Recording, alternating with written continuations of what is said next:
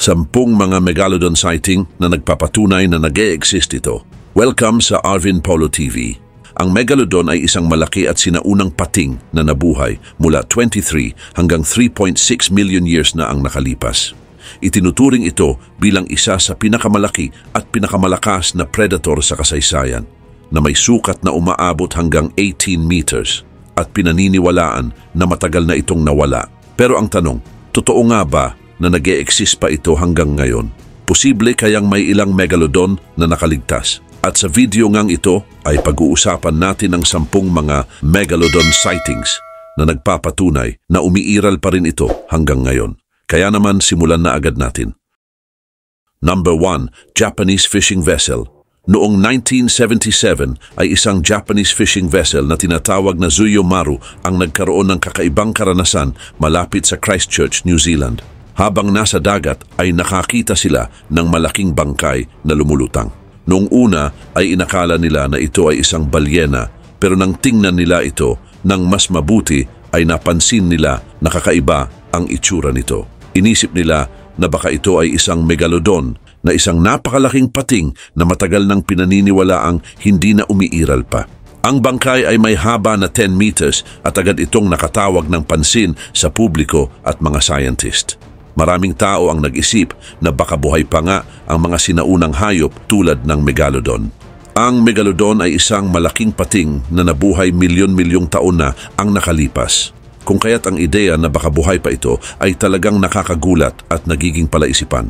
Pero nang suriin ng mga eksperto ang katawan ay lumabas na hindi ito isang megalodon. Sa halip ay isa itong balyena na nasira na ang katawan. Dahil sa pagkaagnas ng katawan ay nagmukha itong pating kaya nagkamali ang mga crew. Ang pag-aaral sa mga tissue at buto ay nagpakita na ito ay totoong balyena.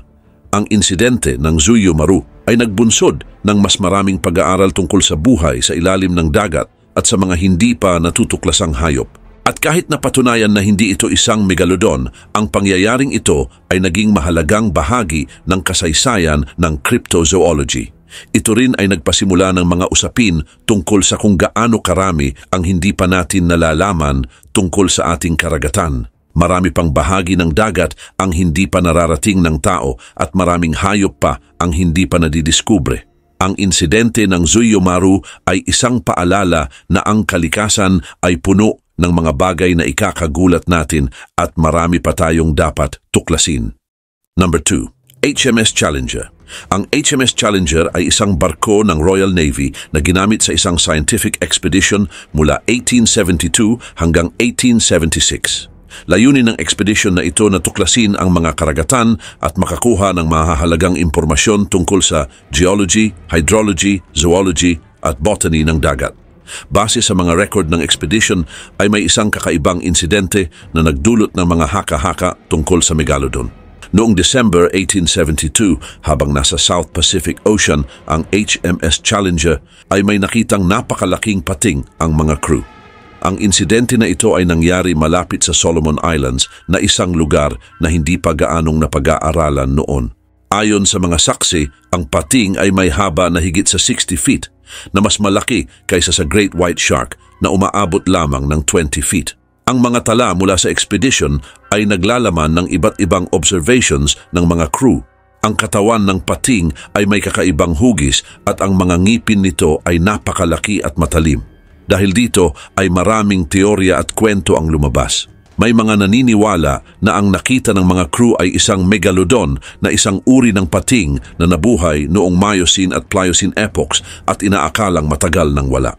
Bagaman walang matibay na ebidensya na nagpatunay na ang nakita ay talagang megalodon, ang ulat na ito ay nagbigay ng idea sa mga researchers. Ang insidenteng ito ay nagtulak sa iba pang ekspedisyon at pag-aaral upang malaman kung mayroon pang mga hindi pa natutuklasang uri ng pating na buhay pa sa malalim na bahagi ng karagatan. Ang ilalim ng dagat ay puno ng misteryo at mga kakaibang nilalang na hindi pa lubos na nauunawaan ng science. Kaugnay din nito, marami sa mga cryptozoology researchers ang gumagamit ng ulat ng HMS Challenger upang patunayan ang kanilang mga paniniwala tungkol sa pag-iral ng megalodon.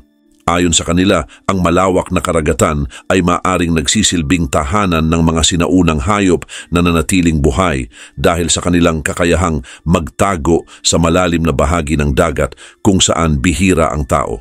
Ngunit sa kabila rin ng pagkakaroon ng modern technology at masusing pag-aaral ng mga scientist, ay marami pa ring bahagi ng dagat ang hindi pa natutuklasan at maaaring magtaglay ng mga lihim tungkol sa ating nakaraan. Number 3, Hawaiian Islands. Ang Hawaiian Islands ay kilala sa kanilang ganda at natatanging kalikasan. Ngunit bukod dito ay marami ding kwento tungkol sa mga ulat na may kaugnayan sa Megalodon. Nagsimula ang mga report tungkol sa Megalodon sightings noong 1970s. Maraming mangingisda at mga divers ang nagsabing nakakita sila ng napakalaking pating na mas malaki kaysa sa karaniwang pating. Ayon sa kanila, ang nakita nilang pating ay umaabot sa 60 feet ang haba na halos kasing laki ng isang school bus. Dahil dito ay maraming tao ang nag-isip na baka may natitira pang megalodon sa malalim na karagatan ng Hawaii. Subalit kahit maraming kwento tungkol dito, ay wala pang matibay na ebidensya na mayroon pang buhay na megalodon ngayon. Ayon sa mga scientist, ay matagal nang namatay ang mga megalodon, higit 3 million years na ang nakalipas. Walang fossil na nagpapakita na nabuhay sila sa makabagong panahon. Pero kahit wala pang ebidensya, ay patuloy pa rin ang mga haka-haka at teorya hinggil dito. Ang malalim na dagat sa paligid ng Hawaii ay posibleng taguan ng anumang malaking nilalang, kaya may mga naniniwala pa rin na may megalodon doon. Ang mga kwento tungkol sa megalodon sa Hawaii ay naging bahagi na ng local culture at kasaysayan. Maraming tao doon na nagsasabi na mayroon ding mga kwento ang kanilang mga ninuno tungkol sa higanteng pating na naglalakbay sa kanilang mga tubig. Ang mga kwentong ito ay nagbibigay buhay sa mga alamat at misteryo ng Hawaii. Nagiging attraction din ito para sa mga turista na mahilig sa kakaibang kwento at adventure. Patuloy na pinag-aaralan ng mga eksperto ang posibilidad na mayroong megalodon sa Hawaii. Ang malalim na dagat sa paligid ng mga isla ay itinuturing bilang isang mahalagang lugar ng pag-aaral para sa mga scientist. At sa tulong ng modern technology sa pag-dive at pagkuha ng larawan sa ilalim ng dagat, ay umaasa ang mga researchers na mas marami pa silang matutuklasan sa ilalim ng dagat. Number 4. Cabo San Lucas, Mexico. Ang Cabo San Lucas, Mexico ay isang kilalang tourist destination dahil sa magagandang tanawin, kulay puting buhangin at malinaw na tubig. Ngunit bukod sa mga ito ay may mga balita rin tungkol sa megalodon sightings dito. Ayon sa mga kwento, ang megalodon ay umaabot ng hanggang 60 feet ang haba at may malalaking ngipin. Pinaniniwala ang naglaho na ang megalodon mahigit 3 milyong taon na ang nakalipas. Pero may mga ulat pa rin ng sightings nito sa iba't ibang lugar, kabilang na ang Cabo San Lucas. At ang isang kilalang kwento tungkol sa megalodon sighting sa Cabo San Lucas ay nagmula sa mga mangingisda noong 1990s. Habang sila ay nangingisda sa malalim na bahagi ng dagat ay napansin nila ang isang malaking anino sa ilalim ng tubig. Nang lumapit ito ay nakita nila ang isang napakalaking pating na halos doble ang laki ng kanilang bangka. Ngunit dahil sa takot ay agad silang bumalik sa shore para ibalita ang kanilang nakita. Bukod dito, mayroon ding mga turista at divers na nagsasabing nakakita sila ng malaking pating na maaaring isang megalodon. Ang ilan sa kanila ay may dalang mga larawan at video bilang patunay, pero marami ang naniniwala na baka ito ay isang optical illusion lamang o maling pagkakakilala sa ibang malalaking pating tulad ng Great White Shark. Subalit kahit walang malinaw na ebidensya ay patuloy pa rin ang interes ng mga scientist at mahilig sa marine life sa mga report tungkol sa megalodon sightings sa Cabo San Lucas. May mga expedition din na isinagawa para maghanap ng mga palatandaan ng megalodon. Pero hanggang ngayon ay wala pang natutuklasang matibay na ebidensya na magpapatunay na buhay pa sila. Number 5. Cape Verde Islands. Ang Cape Verde Islands na isang grupo ng mga isla sa gitna ng Atlantic Ocean ay kilala sa mayamang marine life at malalim na karagatan. Ngunit ang mga ulat tungkol sa sightings ng megalodon sa lugar na ito ay nagdulot ng malaking interes at kontrobersya. Ang Cape Verde Islands ay binubuo ng 10 pangunahing isla at 8 mas maliit na isla.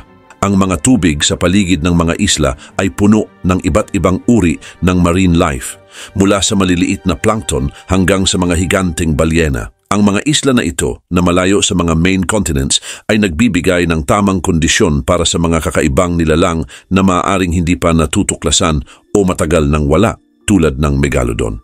Samantala, sa mga nakaraang dekada ay may mga report na mayroong nakitang higanting pating sa mga tubig ng Cape Verde Islands. Ang mga ulat na ito ay nagmula sa iba't ibang mapagkakatiwalaang saksi tulad ng mga mangingisda, scuba diver at mga marine biologist. Karaniwang binabanggit sa mga report ang isang higanting anino sa ilalim ng tubig, malalaking palikpik at isang napakalaking katawan na tila hindi akma sa mga kilalang uri ng pating ngayon. Bagaman maraming ulat ang nagdulot ng interes, ay mahalaga ring tandaan na ang mga sightings ay maaaring dahil sa mga maling pagkakakilanlan ng iba pang malalaking uri ng pating gaya ng great white shark o whale shark. Ang kondisyon ng tubig, liwanag at angle kung paano ito tiningnan ay maaari ding magbigay ng maling impression tungkol sa laki at hugis ng nakitang nilalang. Kaugnay nito, maraming marine biologists at paleontologists ang nagsagawa ng mga pag-aaral upang siyasatin ang posibilidad ng pagkakaroon ng megalodon sa makabagong panahon. Kasama dito ang pagsusuri ng mga fossil records, genetic studies at ecological modeling. At hanggang ngayon ay wala pa ring malinaw na ebidensya na sumusuporta sa teorya na ang megalodon ay buhay pa rin. Ang mga fossil records ay nagpapakita na ang megalodon ay nawala na mahigit 3 milyong taon na ang nakalipas. Sa kabilang banda, ang mga report tungkol sa megalodon sightings sa Cape Verde Islands ay isang interesting topic. Bagaman ang mga ulat na ito ay nagdulot ng interes, ang kawalan naman ng matibay na ebidensya ay nagpapakita na ang mga ito ay maaaring bunga lamang ng mga maling interpretation. Number 6. The Black Demon Shark. Ang Black Demon Shark ay isang alamat mula sa Baja California Peninsula sa Mexico. Sinasabing ito ay isang napakalaking pating na pinaniniwala ang isang megalodon. Nagsimula ang mga ulat tungkol dito noong kalagitnaan ng 20th century at mas lalo itong sumikat sa mga nakaraang taon dahil sa mga kwento ng mga mangingisda at residente roon. Ayon sa mga kwento, ang Black Demon Shark ay napakalaki na may sukat na 20 hanggang 60 feet ang haba. Ang kulay nito ay black o dark gray at may kulay white na tiyan.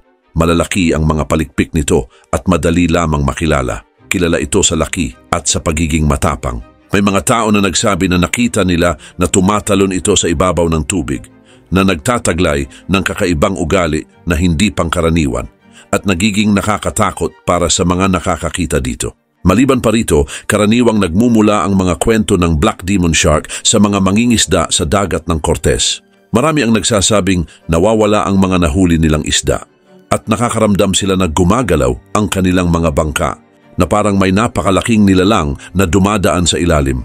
May mga report din ng malalaking kagat sa mga bangka at bakas ng ngipin na nagpapakita ng isang napakalaking pating.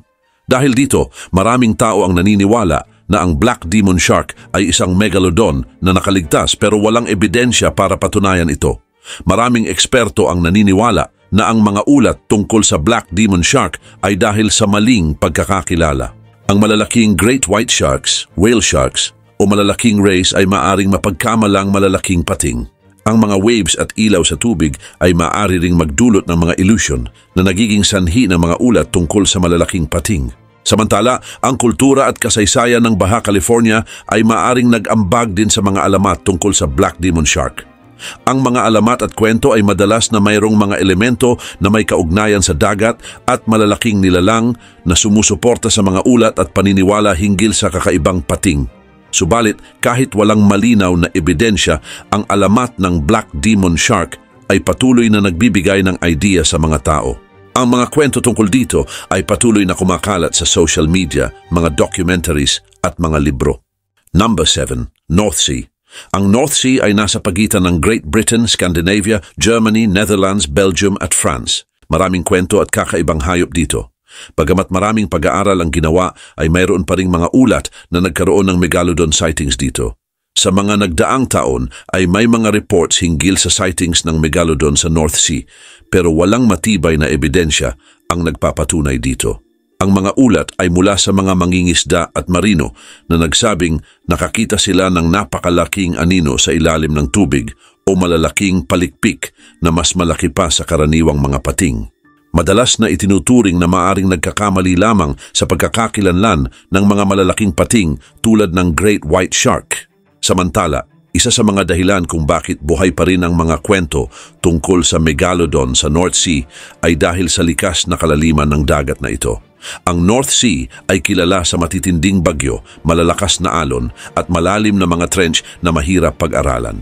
Ang mga kondisyong ito ay nagiging dahilan para isipin ng mga tao na mayroong mga misteryosong nilalang na nagtatago sa ilalim ng dagat. Bukod dito, may mga ulat din na nakahanap ng malalaking ngipin ng pating sa mga coastline ng North Sea. Ang mga ngipin na ito ay kadalasang iniuugnay sa Megalodon, pero kadalasan ay mula sa mga sinaunang panahon at hindi patunay na mayroon pang buhay na Megalodon ngayon. Ang paghahanap ng ganitong mga ngipin ay nagpapalakas ng mga alamat at paniniwala na maaaring may nagtatago pang Megalodon sa malalim na bahagi ng dagat. Ngunit sa kabila ng mga kwento ay naniniwala ang karamihan sa mga scientist na matagal nang nawala ang Megalodon. Ang kanilang pagkawala ay iniuugnay sa pagbabago ng klima at ecosystem ng dagat na nagresulta sa pagkawala ng kanilang pangunahing pagkain. At ito ay ang mga malalaking balyena. Ang mga makabagong pag-aaral gamit ang mga technology tulad ng satellite tagging at deep sea exploration ay walang nakitang ebidensya na may buhay pang Megalodon sa North Sea o sa ibang bahagi ng mundo. Sa madaling salita, ang mga report tungkol sa Megalodon sightings sa North Sea ay maaring kathang-isip lamang. Number 8. New Zealand's deep water. Ang New Zealand ay kilala sa kanyang malalim at misteryosong dagat. Marami ang naniniwala na maaaring may mga sinaunang sea monsters dito, tulad ng Megalodon. Ang Megalodon ay isang higanteng pating na may haba na umaabot ng 18 meters. Matagal nang pinaniniwala ang extinct na ito at nasa mahigit 2.6 milyong taon na ang nakalipas. Pero may mga kwento at sightings din na nagsasabing buhay pa rin ang Megalodon sa mga malalalim na karagatan ng New Zealand. Samantala, ang malalim na dagat ng New Zealand ay kilala sa mga kakaibang sea creatures at mga hindi pangkaraniwang pangyayari. May ilang mga researchers din na nagsasabi na posibleng may mga Megalodon pa sa lugar na ito dahil sa lalim at lawak ng dagat. Kaugnay nito ay may mga sightings at observations din na nagdulot ng interes mula sa mga eksperto sa dagat at cryptozoologists. Noong 2014 naman, may isang insidente kung saan ay isang grupo ng mga scientists na nag-i-explore sa malalim na dagat ng New Zealand ay nakakita ng isang napakalaking pating. Ang kanilang sonar readings at underwater cameras ay nagpakita ng isang anino na mas malaki pa sa mga kilalang pating sa lugar. Bagamat walang tiyak na ebidensya, ay marami ang naniniwala na ito ay isang Megalodon. Ang insidenteng ito ay nagdulot ng iba't ibang teorya at patuloy na pagsasaliksik para malaman ang katotohanan tungkol dito. Bukod dito, may mga lokal na mangingisda din na nagsasabing nakakita sila ng napakalaking pating na umaaligid sa kanilang mga bangka sa gabi. Ang mga kwentong ito, bagamat walang matibay na ebidensya, ay nagiging bahagi ng kultura ng New Zealand. Ang mga sightings na ito ay nagbibigay inspirasyon sa mga documentaries, libro at mga articles na may layuning tuklasin kung totoo bang may Megalodon pa hanggang ngayon. Sa kabila ng mga kwento at sightings ay kulang pa rin ang mga scientific evidence na meron sila. Maraming marine biologists ang nagsasabi na ang mga observation na ito ay maaring nagkamali lamang sa pagkilala sa malalaking uri ng pating tulad ng Great White Shark o Basking Shark. Ang kakulangan ng malinaw na ebidensya tulad ng mga fossils, ngipin o direktang pagkakita ay nagiging dahilan kung bakit hindi tinatanggap ang mga teorya na buhay pa ang Megalodon. Number 9. Caribbean Sea. Ang Caribbean Sea ay isang malaking dagat sa tropikal na bahagi ng Western Hemisphere. Kilala ito sa pagkakaroon ng malinaw na tubig, magagandang isla at maraming uri ng hayop sa dagat. Sa paglipas ng panahon ay may mga balita tungkol sa posibleng paglitaw ng Megalodon na isang malaking pating na matagal nang nawala. Kaugnay nito, ang Caribbean Sea ay kilalang lugar para sa pag-aaral ng mga pating dahil sa dami ng iba't ibang uri nito. Ang mainit at malalim na tubig dito ay magandang tirahan para sa mga ocean predators. Dahil dito, may mga ulat ng malalaking pating na nakita ng mga mangingisda at mga turista na naging dahilan ng pagsisimula ng mga haka-haka na baka buhay pa ang Megalodon. Samantala, Ang isang kilalang ulat ay mula sa isang grupo ng mga divers na nagsusuri ng mga coral reefs sa paligid ng Bahamas. Ayon sa kanila ay nakita nila ang isang napakalaking anino na dumaan sa ilalim ng kanilang bangka. Ang anino ay mas malaki pa kaysa sa ibang uri ng pating na kanilang nakita noon, na nagdulot ng takot at pagkamangha. Bagaman walang direktang ebidensya, ang pangyayaring ito ay muling nagbigay ng interes sa mga kwento tungkol sa Megalodon. Maliban pa dito, mayroon ding mga sinaunang kwento mula sa mga katutubo sa rehiyon na naglalarawan ng napakalaking pating na lumalangoy sa karagatan. Ang mga kwento ng mga sea monsters ay bahagi din ng folklore ng maraming coastal communities at ang ilan ay naniniwala na maaaring ito ay mga kwento ng tunay na encounters sa mga sinaunang hayop tulad ng Megalodon. Subalit, karamihan sa mga scientist ay naniniwala na matagal nang extinct ang Megalodon. Ayon sa mga pag-aaral, ang Megalodon ay matagal nang nawala at ang kanilang mga buto at ngipin ay matagal nang hindi nakikita sa fossil record. Gayon din, ang misteryo at kagandahan ng Caribbean Sea ay patuloy na nagbibigay inspirasyon sa mga researchers at adventurers.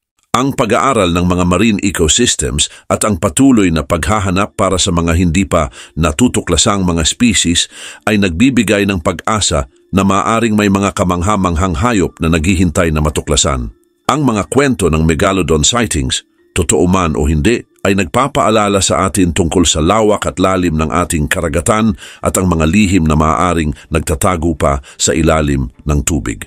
Number 10. Alaskan Waters. Ang Alaskan Waters, lalo na sa North Pacific, ay kilala sa mga kwento tungkol sa posibleng sightings ng Megalodon. Samantala, may mga reports mula sa mga mangingisda na nagsasabing nakakita sila ng sobrang laking pating sa Alaskan Waters. Ayon sa kanila, mas malaki ito kaysa sa mga karaniwang pating. Noong 1990s ay may isang grupo ng mangingisda na nagsabing nakakita sila ng pating na may haba na mahigit 60 feet. Ang ganitong kwento ay naging paksa din ng mga palabas sa TV at documentaries. Kahit may mga ganitong kwento, ay wala pa ring matibay na ebidensya na sumusuporta dito. Ayon sa mga eksperto sa marine biology at paleontology ay matagal nang wala ang Megalodon. Sinabi din nila na ang kasalukuyang kondisyon ng karagatan at ang dami ng pagkain ay hindi sapat para mabuhay ang pating na kasing laki ng Megalodon. Sa kabila nito ay patuloy pa rin ang debate tungkol sa posibilidad na may Megalodon pa. Ang mga programa sa TV tulad ng Shark Week ng Discovery Channel ay nagpapalakas ng interes ng tao sa paksang ito. Dagdag pa dito ay may mga peking documentaries din na nagpapakita ng peking ebidensya na may layuning patunayan ang pagkakaroon ng Megalodon, pero ito ay para sa entertainment lamang. May mga teorya din na nagsasabing ang mga tao ay maaaring nakakita lang ng malalaking great white sharks o iba pang malalaking pating at nagkakamali lang sa pagkakakilala sa mga ito. Subalit, kahit walang matibay na ebidensya, ay patuloy pa rin ang pagkakaroon ng interes sa Megalodon sightings sa Alaskan Waters. Ang misteryo at ideya ng isang napakalaking pating na naglalakbay sa malalim na bahagi ng karagatan ay nagbibigay ng takot at excitement sa marami.